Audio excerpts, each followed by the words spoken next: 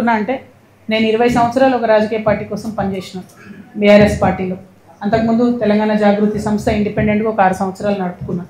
నడిపినప్పుడైనా రాజకీయ పార్టీలో పనిచేసినప్పుడైనా నాకు అర్థమైంది ఒకటే, ప్రజల పక్షాన నిలబడడం ఇంపార్టెంట్. పార్టీ పెట్టినామా సంస్థగా ఉన్నామా అన్నది కాదు, ప్రజల పక్షాన నిలబడడం ఇంపార్టెంట్. ఇప్పుడు రాష్ట్రంలో ఉన్న పరిస్థితులు మీరు చూస్తున్నారు. నిన్న జూబ్లీ హిల్స్ ఉప ఎన్నికలు వచ్చిన రిజల్ట్ మీరు చూసిండ్రు. ఏం జరిగింది? మొత్తం ఊర్లలో ప్రతి చోట ఎక్కడ పోతున్నా కాంగ్రెస్కి వ్యతిరేకత ఉన్నది. అది మీకు కూడా తెలుసు. అంత వ్యతిరేకత ఉన్నా అన్ని వేల మెజార్టీతో కాంగ్రెస్ పార్టీ ఎట్లా గెలిచింది, ఎందుకు గెలిచింది అంటే అనుకున్న స్థాయిలో ప్రతిపక్షమైనటువంటి బీఆర్ఎస్ అందుకొని పనిచేయలేకపోతుంది అన్నది క్లారిటీగా అర్థమవుతున్నది. అక్కడ వాళ్ళు సోషల్ మీడియాలో ఉద్యమాలు చేస్తున్నారు తప్పితే కిందకు వచ్చి ఎటువంటి ఉద్యమాలు చేస్తలేరు.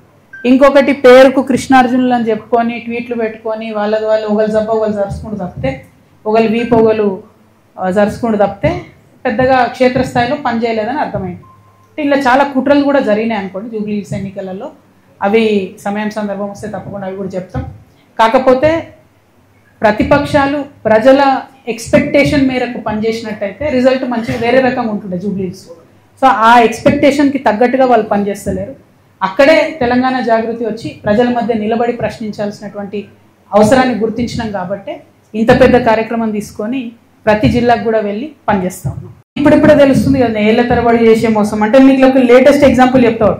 నిన్న జూబ్లీ హిల్స్ ఎన్నికల్లో నేను ఒక మాట చెప్పిన, నాకు జూబ్లీ హిల్స్ ఎన్నికతో సంబంధం లేదు భయ్ అని చెప్పిన. సరే అయినా సరే ఒక 15 మంది ఇండిపెండెంట్లు వచ్చి నా దగ్గరికి, అక్క ఇట్లా మేము విత్డ్రా చేసుకుంటాము, ఎవరికి సపోర్ట్ చేయమంటారని అడిగారు. నేనన్నా నాకు సంబంధం లేదు భయ్ జూబ్లీ హిల్స్ ఎన్నిక, మీరు ఎవరి దగ్గరికి అన్నపోండి అని చెప్పి వాళ్ళు చక్క హరీష్ అన్న దగ్గర పోయారు. తర్వాత వాళ్ళు చెప్పిన ముచ్చండి నేను నాకు తెలియదు. చక్క వాళ్ళు హరీష్ అన్న దగ్గర పోయాడు. నేనంటే బీఆర్ఎస్ పార్టీలు లేను, నేను ఏ పార్టీకి సపోర్ట్ చేయదలుచుకోలేదు కాబట్టి నేను దూరం ఉన్నా. హరీష్ రావు కూడా అదే ఆన్సర్ చెప్పారట, మీ ఇష్టం పోయి ఎవరికైనా వేసుకోరు అన్నారట. అంతకన్నా ముందేం చేసిరు హరీష్ రావు గారు అంటే బీఆర్ఎస్కి మోసం చేసినట్టే కదా ఆయన. అంతకన్నా ముందేం చేసిరు హరీష్ రావు గారు ఎలక్షన్ పెట్టక ముందే, ఇవ్వకి పలానా క్యాండిడేట్ని పెడితే మీకు సపోర్ట్ చేస్తా కాంగ్రెస్ కానీ చెప్పపిరట పైకి. వాళ్ళు వద్దన్నారట. అన్నాక ఈయన సైలెంట్ అయిపోయి. అంటే గమ్మత్ ఏముంటుంది హరీష్ రావు గారిది అంటే తెలియడానికి టైం పడుతుంది. ఎందుకంటే ఇవాళ వారి అన్ఫార్చునేట్ వారి తండ్రి గారు చనిపోయినారు. అయితే వారు లోపల ఉన్నారు ఇంట్లో. అక్కడి నుంచి కూడా ఎలక్షన్ అవుతున్న సమయంలో టెలికాన్ఫరెన్స్లు అవి పెట్టి మాట్లాడారు.